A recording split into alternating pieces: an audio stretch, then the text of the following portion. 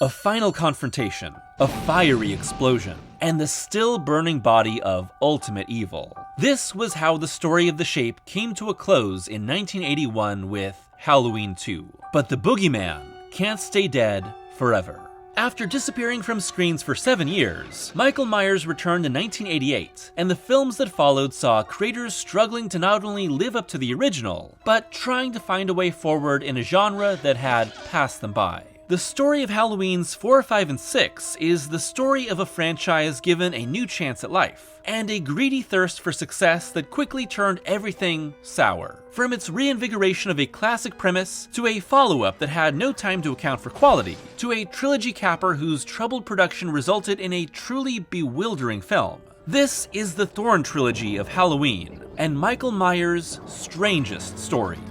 Now, Michael Myers has come home. He has returned for one more night of unholy terror. At the end of Halloween 2, Michael Myers and Dr. Samuel Loomis are dead. Like Ultra Mega burning on the ground, dead. As I talked about in my video on the movie, it was a decision made by Carpenter to close out the story of The Shape, and open up the franchise to the possibility of being an anthology. The movie that resulted, Halloween 3: Season of the Witch, is a fascinating and completely whacked out horror movie that moves as far away from the classic slasher as possible. Someday I'll make a video on it. But what's important here is that 3 was a financial disappointment, making only $14.4 million on its $2.5 million budget. A strong multiplier, but a major step down from Halloween 2's $25.5 million haul. Add in that Halloween fans were frustrated with the lack of Michael Myers, and you get a franchise in sudden turmoil. Halloween was the urtext of the slasher, and the phenomenon that launched 100 copycats. Now it had fallen behind the times. Still, producer Irwin Yablans was confident that there would be more installments, telling The Hollywood Reporter in 1982, Halloween 4 will get made, somehow, somewhere, and in the not too distant future. The problem was that John Carpenter and Deborah Hill, director, producer, and co-writers of the original Halloween, staunchly refused to make more. Continued pressure to make another led to the pair finally agreeing to oversee 4's production in 1986. But multiple rejected scripts and infighting with Yablans and Mustafa Akkad caused Carpenter and Hill to sell their interest in the franchise, and permanently end their involvement. While there were several rejected visions for Halloween 4, I won't get into them here as I talked about them in my video on unmade Halloween sequels. With both Carpenter and Hill officially out of the franchise and Jamie Lee Curtis uninterested in returning, the story of Michael Myers needed to balance both returning to its roots and pushing the story in a fresh direction. Rewrites, new directions, and changes in how to bring The Shape back led to Alan B. McElroy writing the script, with McElroy developing, pitching, and writing the final draft in just 11 days.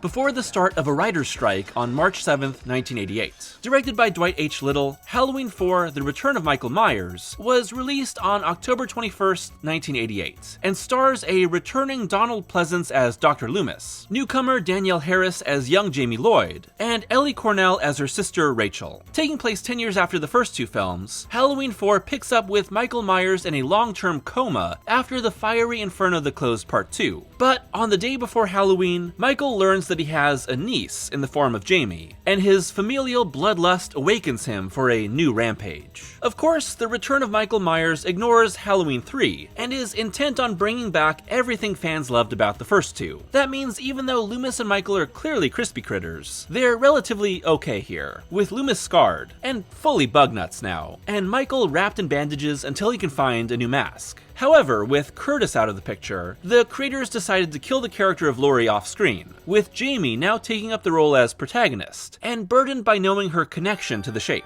And Harris as Jamie is really fantastic, giving a strong performance that feels like a believable little girl, and showing a shift from innocence into darkness that's the film's strongest through line. It also helps to differentiate it from the films that came before. Kids in Peril can be a tricky line to walk in horror, but it works well here. It just sucks that the rest of this trilogy fails this character. There's almost no returning crew from the previous installments, and with little directing, Peter Lyons Collister giving a somewhat softer cinematography, and Carpenter collaborator Alan Howarth giving a faster version of the theme, Halloween 4 feels very modern in ways Carpenter's movies didn't. It lacks his strength and direction, but its increased budget makes Haddonfield, now filmed in Salt Lake City, Utah instead of Pasadena, California, feel much more like a living, breathing autumnal town. There's kids on the streets trick-or-treating. There's cutaways to the bars and homes that play host to Haddonfield's residents. We're lacking the quiet, lurking menace of the empty streets and suburban vulnerability that made Carpenter's vision frightening, but it also means Halloween 4 feels like a bigger and more exciting event. Combined with a fast pace that stays on point aside from some brief asides for teenage drama, and Little's movie knows what it needs to do and executes it well. As the film follows the original's long descent into night,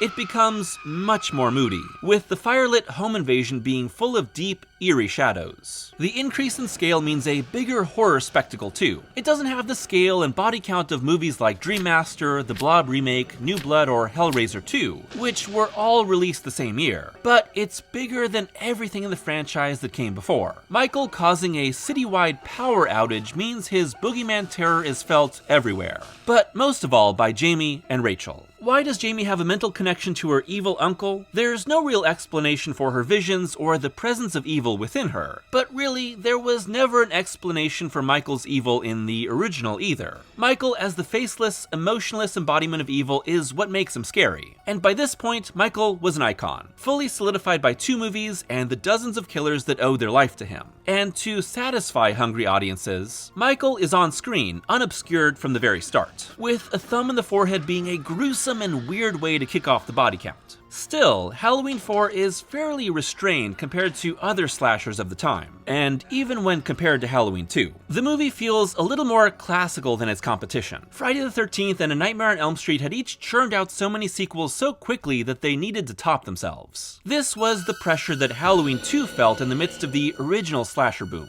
Years later, after boom turned to bust, Halloween 4 didn't need to compete. It just needed to leverage its iconography. Although when the violence does come, it's a Voorhees-esque explosion. No more simple stabs. We have shotguns through chests and neck rips. That violent finale isn't as good as the tense first act, but the return of Michael Myers has maybe the best ending of any film in the franchise, as Michael has seemingly passed his evil on to Jamie, and Jamie's hints of connections to Michael's evil have bloomed into an emotionless, murderous impulse. The shape is gone, but Jamie now continues the cycle of evil, and with Pleasance screaming his lungs out as Loomis falls apart from the tragedy, we're left with a dark and really impactful ending. Akkad and Yablan's decision to bring Michael back paid off. Halloween 4 made $17.7 million on its $5 million budget, a bump up from Season of the Witch, even if it didn't match the cash of 1 or 2. Still, blood was still pumping through this killer's veins. Michael's mask in Halloween 4 is, well, bad. But it's bad in a way that's difficult to describe to anyone who's not followed the franchise. Removed from the larger context of the series, and 4's mask would feel bland and uninteresting. But in the shadow of the original, it's a total disaster. That original mask was lightning in a bottle, and with the production team buying a William Shatner mask off the rack and modifying it, there was no replicable model for the sequels they never planned. By the time 4 was set to film, the original mask, which had returned for Halloween 2 but was already warping and stretching, was in ruins. So a brand new mask was ordered from the manufacturers of the original, and the result is a much more blank, flat version. Also, the version sent by the company had pink skin and blonde hair that needed recoloring, resulting in that flat appearance and strange hair texture, and also that unfortunate single shot of Beach Bum Mike. Of course, there's an in-story explanation for why the mask looks different, as Michael steals a new mask from a store for his new rampage. Making more Michael masks in future installments wasn't easier. And not to sound like a nitpicker, but basically every sequel has serious mask problems. The neck is way too long. This one looks like a bobblehead. The eye holes are way too big. This is CGI, looks like he's holding in a fart. The remake and reboot each give a more time-weathered look, and while they're not perfect, it feels better. It shouldn't be that hard to make a new Michael mask, but clearly it was. And it speaks to the indefinable quality of that original mask and movie that has made these sequels so difficult to get just right, even if they still bring in lots of money. Speaking of the search for more money, This time, they're ready. This time, he's unmasked. And this time, he's back with a vengeance. with Halloween 4 a hit and goodwill returned to the franchise, Akkad and Yablans wasted no time moving forward on the next installment, with Akkad later reflecting, "Drunk off the success of Halloween 4, we began production on Halloween 5. Halloween 5, The Revenge of Michael Myers, would premiere on October 13th, 1989, but with so little time to make a movie, Part 5 would go through a surprising amount of alternate drafts, before finally having a draft by Shem Bitterman rewritten by director Dominique Othinen-Girard and Michael Jacobs. Even then, Halloween 5 started filming without a completed screenplay. The strangest choice among all these pitches and rewrites is that the big twist of little Jamie becoming the new Shape is completely thrown out. A choice that quite a few, including Donald Pleasance and Danielle Harris, disagreed with. "The way Halloween 4 ended, I thought I was going to be the killer," said Harris. "I thought it would have been fun to come back as the killer or Michael's sidekick. Scary, but fun." The strange thing about Revenge of Michael Myers is that, for all its desires to keep the franchise on top, it's basically Part 4, but with all the interesting bits sanded off. Picking right up at the climax of 4, we see that the seeming death of Michael Myers didn't quite take, with Myers falling into a mine shaft, only for a dynamite attack to blow him into a nearby river. But Michael's convenient coma under the care of a kindly hermit ends 1 year later on October 30th, with the Shape returning to finish his attack. All the while, a mysterious man in black stalks Michael's activities with a more sinister plan in mind. But you don't really have to worry about that because no one actually knew who this character was during filming, just that he was spooky. The character was added by Akkad as a way to paste over the many plot holes of the unfinished script. Making Danielle Harris, the highlight of Part 4, a mute for most of this movie is a strange choice, as it essentially neutralizes her for a big portion. Still, Harris sells all this psychic silliness and horrible trauma really well. Really, Halloween 5 is mostly just Donald Pleasance yelling at a small child. Huh? No! No! Why? Why are you protecting him? No! Little girl! Tell me what you know. Right! Come and get her! What about your stepmother, Jamie? You love her, don't you? He made you stab her. You want her! Here she is! What do you think he's going to do with that? Get the little girl, then you're home and safe. A big woman who works. It's just all kinda directionless. No real structure, too much time spent with teens that have little to do with the plot. Standard for slashers, but not really what makes Halloween great. And with Michael showing up immediately for his rampage, often just chilling nearby in broad daylight. There's no real suspense, and it all just moves way too slow. And I can't go without mentioning that this is our first look at the Rune of Thorn. Once again, I have to underline that what makes the Shape scary is that his pure evil has no reason. It simply is. And everyone that crosses his path is traumatized by the encounter if they aren't killed. But I guess it's in the nature of any long-running franchise to eventually explain its central mysteries. 1 movie, the Shape simply kills. 2 movies, he targeted Laurie because she is his sister. 5 movies, well, kinda 4. The Shape is under some sort of curse that causes his compulsions and seeming immortality. Then again, Halloween 5 doesn't really explain anything. It just starts to heavily hint at a bigger conspiracy guiding the Shape's actions. The Rune of Thorn, tattooed on Michael in an alternate opening and now just showing up, and the Man in Black don't really mean anything here, but they all say that there's something that explains what was once unexplainable. Along the way, 5 makes several more unfortunate choices. Killing off Rachel, whose dynamic with Jamie gave Part 4 life. adding in some extremely dopey deputies with their own clown shoes music, and not having a real story arc for anyone as the shape. Michael, tuck in your neck, you look like a damn fool. Othniel Girard adds a more gothic flair to the story. Creepy barns, creaking floors, sudden lightning storms, and candlelit hideaways take over as the modern Haddonfield recedes into Halloween night. The Revenge of Michael Myers ends with an effort to both close out the past and keep the cycle going, as Loomis tries to beat the shape to death in a trap, only to seemingly die from a stroke. And yet, at the last moment, the killer is busted from jail by the mysterious Man in Black in one of the movie's several off-screen rampages. Clearly, Akkad and team had big intentions for the future, even if they had no idea what they were. After being energized by the success of 4, 5 was a sharp and immediate come-down for the franchise, with The Revenge of Michael Myers only making $11.6 million on its $5 million budget. That's lower than both Jason Takes Manhattan and The Dream Child, two disappointments that reshaped the future of their respective franchises, and also released in 1989. To date, Revenge is the lowest grossing entry in the series, and the disappointment forced Akkad and Yablans to slam on the brakes and rethink what would give new life to what was once the goose that laid the golden egg.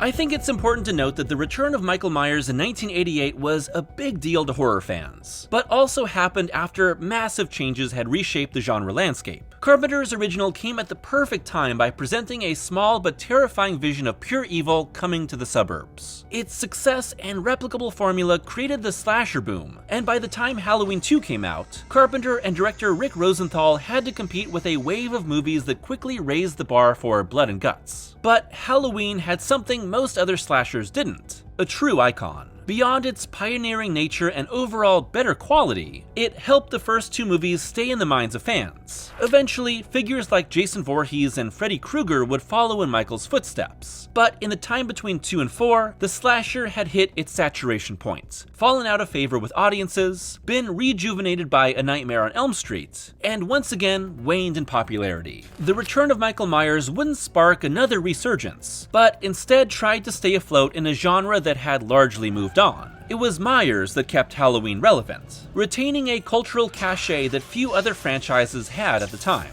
But even so, we can see the shape being reshaped by the trends of the time, and becoming much more of a stock standard slasher, killing everything in front of him and racking up a massive body count over these 3 movies. What was scary about Michael and Carpenter's original was that while he was evil, he was also intelligent, having a plan and a specific messed up method for what he was doing. Those methods fall apart here until he's more Jason Voorhees than Michael Myers. That's not necessarily bad. I'm a fan of Friday the 13th, but it also makes these movies less and less distinct. The performances given by George Wilbur as the Shape in both Halloween 4 and 6, and Don Shanks in Halloween 5, who also played the Man in Black here, are fine. Mostly they carry the torch without adding much new. But ask anyone what they see when they think of Michael Myers, and they'll probably return to the original. Unlike Jason, Myers didn't take multiple movies to fully form. These further entries didn't add much, and what they did invent was, well,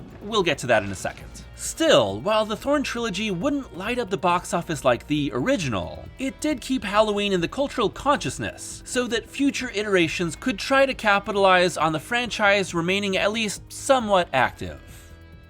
Oh, there was a marvelous celebration, and they dressed up in costumes, hoping to ward off the evil spirits, especially the boogeyman. It would be 6 years until The Shape returned to screens, with Akkad and company searching for a way forward after the massive disappointment of Revenge. During that time, several drafts and pitches were made, but the biggest move was Miramax Film and its parent company Dimension buying the rights to the series. With legal rights straightened out, Daniel Ferrens was hired to write and Joe Chappelle to direct, picking up the pieces from Part 5 without any real input from the people who created the mystery they needed to solve. Released on September 29, 1995, Halloween, The Curse of Michael Myers, follows Tommy Doyle, one of the kids watched by Laurie in the original and played by Paul Rudd in one of his first roles and acting like a total creep, the still-kicking Dr. Loomis, and neighbor Kara, as they're targeted by the Shape and the mysterious Cult of Thorn for, reasons. mostly around Michael's incest baby. The thing is, the film's production was a huge mess, including on-set rewrites, reworking of scenes on the day, and tension between Miramax, their parent company Dimension, and producer Malik Akkad. Eventually, a disastrous test screening led to Dimension demanding major reshoots and a vastly different film. In the years following its release, rumors and confirmations of an alternate producer's cut swirled, with a bootleg version leaked, and an eventual official version released by Scream Factory in 2014. Altogether, there are 45 minutes of alternate footage. While I won't go into every difference between the two versions here, what's important to note are the differences in tone, the cult, and the finale. The theatrical version is cut like an MTV music video, with tons of flashes added into the edit, a much faster pace that sacrifices coherency for speed, and a lot more blood and gore added to the kills.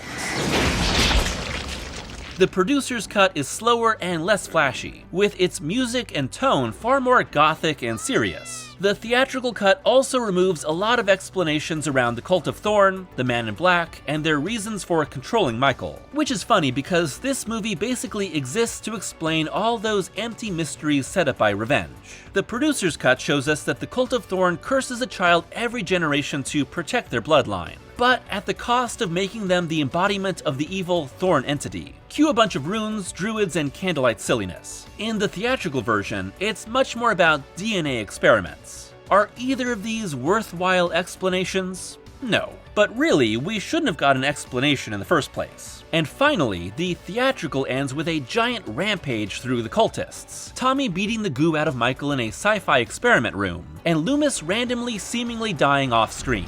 It's ridiculous. Meanwhile, the producer's cut sees Tommy use a rune circle to freeze Michael in place, only for the Man in Black to pass on the rune of Thorn to Loomis, damning him to be Michael's caretaker forever. It's anticlimactic. Both of these are bad in their own ways. What makes these reshoots especially difficult is that Donald Pleasance, the stalwart and increasingly insane pillar of the series, passed away at the age of 75 between shooting the film and its reshoots beginning. Even as these films grew more ridiculous and their quality continued to decrease, Pleasance always gave it his all. Your feelings on how well Loomis was written may change from movie to movie. He's just an asshole in Part 5. But you can't fault Pleasance. His presence gave each movie a gravitas and quality it needed to succeed, and the movies without him are clearly lacking a special ingredient. Without Pleasance, the reshoots of 6 had to cobble together new scenes using mismatched footage for a very strange result. The Cult of Thorn isn't the only thing wrong with Part 6. Throw in a really annoying shock jock in The Ultimate Fate of Jamie Lloyd and you get a series of unfortunate additions. Has any recurring horror protagonist been done as dirty as Jamie Lloyd here? Abducted for years, recast, impregnated by her uncle, and then threshed or shot depending on the version. Danielle Harris's Jamie is the heart and soul of Parts 4 and 6, whether you like them or not, and gives you a reason for watching these movies beyond the Shape doing his thing.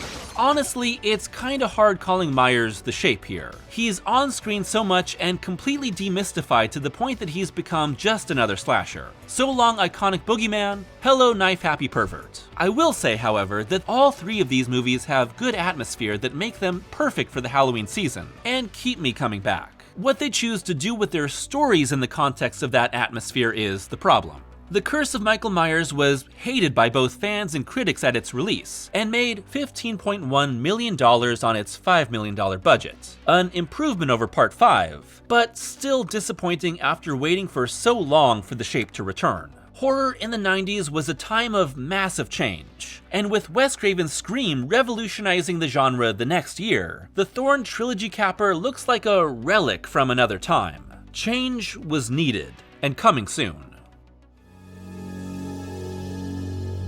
Obviously, Halloween's 4, 5, and 6 are collectively referred to as the Thorn Trilogy years later, but it's fascinating that a late addition to these stories and a mythology that really only came into play in its 3rd part hijacked these stories so hard. The evolution from adoptive sisters trying to escape the boogeyman to Paul Rudd beating the green goo out of a cult-controlled monster was fast, but Well, it actually doesn't make sense in any context either. Now, decades later, the Thorn Trilogy has been thrice removed from continuity because of H2O's revisionism, the remake duology, and the David Gordon Green trilogy all removing the story of Jamie Lloyd and the Cult of Thorn from their realities, and even replacing Jamie with a different daughter. Of course, the decision to kill off Laurie Strode makes it difficult to reconcile, but the early drafts of H2O kept 4, 5, and 6 in continuity, with Laurie having faked her death and traumatized by the fate of her daughter. I think that it's really the trilogy's full-on push into occult gobbledygook that made these films so hard to reconcile with everything that came afterward. But then again, time has shown us that keeping the small-scale evil and mystery of the shape is almost impossible when sequels come into play. Inevitably, return visits bring familial connections, evil cults, and Busta Rhymes. Trick or treat, motherfucker! In retrospect, the Thorn Trilogy is a strange and wild deviation in the larger Halloween franchise that feels incredibly unique when seen in the larger context of so many reboots and retcons, somewhat by design and somewhat by accident. Taken one by one, the return of Michael Myers feels like a fun and restrained modernization of what everyone most associates with Halloween, and can be seen alongside the series' most straightforward entries. The revenge of Michael Myers feels lost in its inability to really differentiate itself, and is possibly the most forgettable of the franchise. And the Curse of Michael Myers, with its alternate cuts and descent into sci-fi cult madness, is easily one of the strangest entries. Bad, but entertaining. Now, with another trilogy coming to a close, and the promise of the end, probably not really, who knows, maybe this will age real bad. It's only a matter of time until another new vision brings the shape back to life. How will it happen? A full remake? A completely new setting? Who knows? Maybe even the Rune of Thorn will bring our killer back to life. Okay, probably not.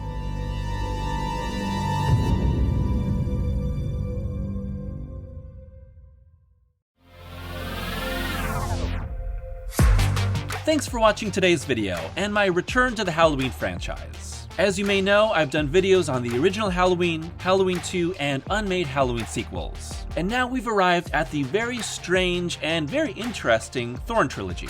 As you can tell, I have a lot of different opinions on these three movies, but I really do enjoy 4. I think that movie is a fun addition to the overall franchise, and while it's been edited out of continuity by several different sequels, I feel that it makes for a great pairing with the first 2. 5 is a really big disappointment coming off of 4's ending, and really is super forgettable. And 6, well, 6 is just absolutely insane. Both versions, really. I do prefer the producer's cut over the theatrical version, but if you're looking for just an insane time, I'd say check out the theatrical. Obviously, at this point, I'm gonna keep making videos on the Halloween franchise, and I'm doing it in a different way than I've done retrospectives on Friday the 13th and Nightmare on Elm Street and films like that, because I started making these videos well before I started doing retrospectives. So eventually, probably next Halloween season, you'll get a video on H2O and Resurrection. At the time of recording this and its publication, Halloween Ends has not come out, so I have no idea where that's going to take this franchise. But I really don't think that it will be the final Halloween film ever made. I mean, this franchise has ended like 4 times already. You can't keep the shape down.